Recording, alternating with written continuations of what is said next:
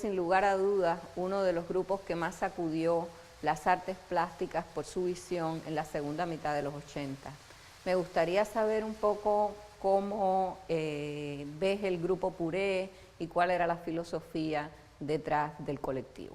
Nosotros fundamos Puré en 1985, éramos 5 estudiantes del Instituto Superior de Arte de Pintura, Lázaro Saavedra, Adriano Huergo, Ermitaño, Ana Bertina y yo. Cuando nos reunimos nosotros 5 porque teníamos más o menos la misma visión de lo que queríamos poner hacer en arte y qué queríamos decir nosotros sobre el contexto histórico que se estaba creando en Cuba, las artes plásticas.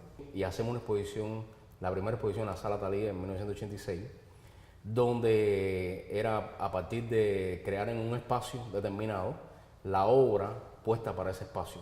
Era romper un poco con los cánones de cómo tú exponías una obra de arte, como en un museo, en una galería, y también era un poco empezar a trabajar sobre cuestionar el proceso de la obra artística y el proceso de cómo tú creas una obra de arte.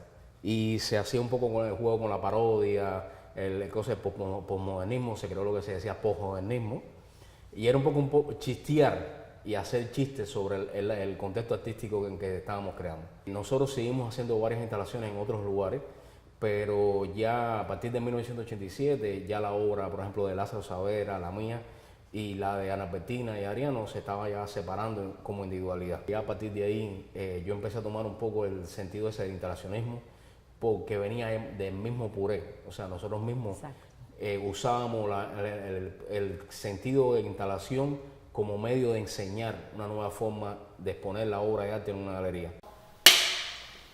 Ciro, la presente muestra se compone fundamentalmente de 2 series. Crónica de un artista cubano, de la cual tenemos una parte como background, y también tienes como una suerte de complemento The Wonder World of the Cuban Art. ¿Cómo funcionan ambas series y de qué manera, en cierta medida, también se complementan?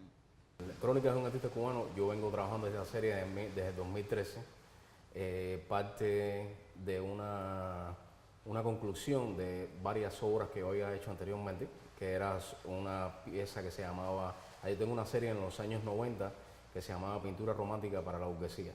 Después de esa caí en una serie que se llamaba Las historias de un artista cubano, y de ahí caigo como un cronista, porque yo soy casi como un cronista de todo lo que pasa alrededor mío. He ido acumulando obras sobre esta serie y lo que se hizo fue una selección de 2 grandes instalaciones y varias piezas.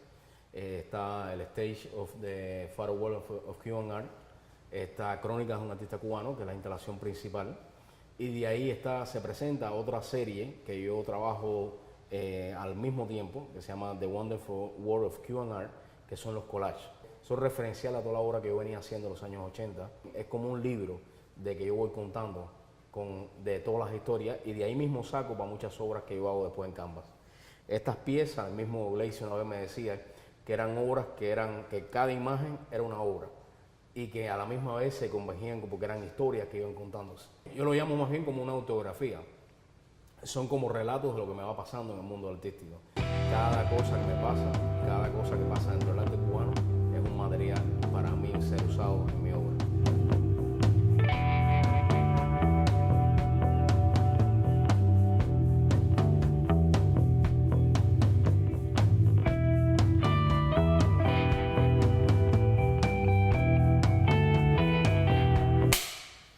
La obra tuya, Ciro, a lo largo de toda tu carrera artística ha tenido que ver mucho con el arte cubano, sus avatares. ¿Cómo te ves tú mismo, Ciro? ¿Cómo ves tu obra dentro de esa gran generación que podríamos englobar como el arte cubano contemporáneo?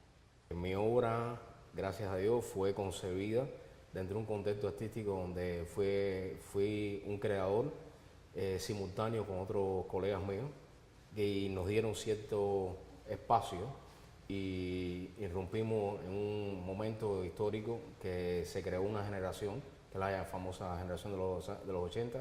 He tenido todo un proceso de desarrollo histórico dentro de mi propia obra. De ahí emigré.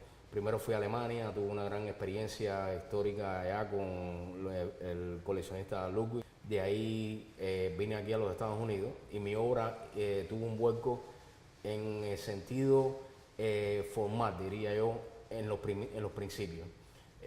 Siempre me ubiqué en mi tono un poco sarcástico. Hice una exposición con José Alonso Fine Art, donde se mostró una instalación grandísima que se llamaba Palmas y Vitrales. Y era un poco irónico con lo que se mostraba, porque lo que se mostraba no tenía que ver nada con Palmas y Vitrales.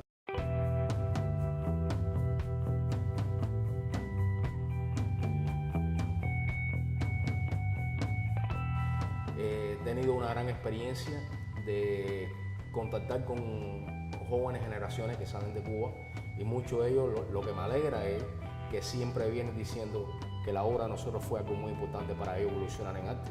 Ya de por sí eso me da a mí un lugar dentro de las artes plásticas.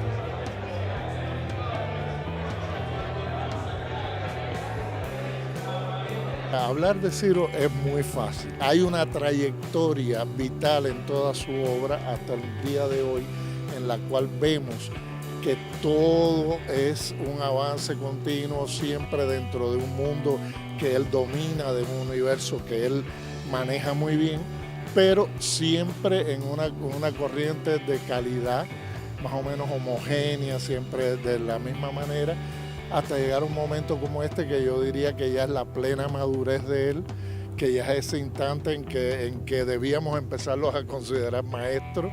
El arte cubano es un tema, es mi línea a seguir y como tal mi obra es una obra totalmente autobiográfica, por lo tanto va a haber todavía Ciro Quintana y Ciro Bar por mucho tiempo.